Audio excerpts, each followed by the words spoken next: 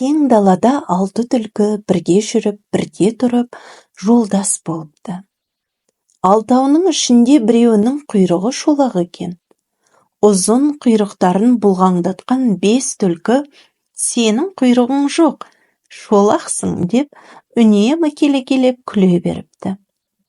Олардың бұл қылығына ызаланған шолақ түлкі осы мақтаншақ бесеуін құйрықтарынан айырып, қалай шолақ қылсам екен?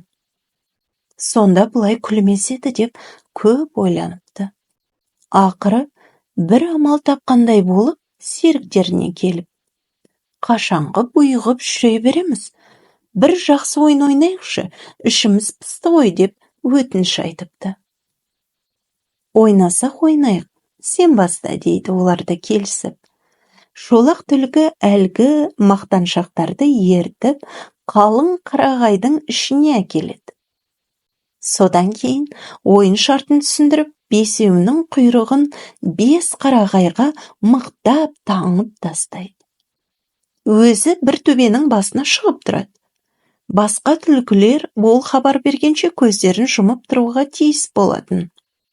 Бір кезде шолақ түлкі жан-жағына абыржай қарап, «О, туысқандар, сақтаныңдар, мына жақта бүркіт ұстап, тазы ерткен аңшылар келе жатыр» деп айқай салады. Сол кезде қарағайға таңулы тұрған 5 түлкісінің есі шығып, тұра қашпақ болып, жұлқынғанда құйрықтар жұлынып қалады.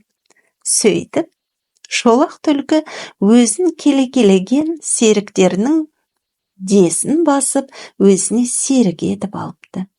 Алтауы бірдей шолақ болғаннан кейін ешкім мазақ етіп күлмейтін болып.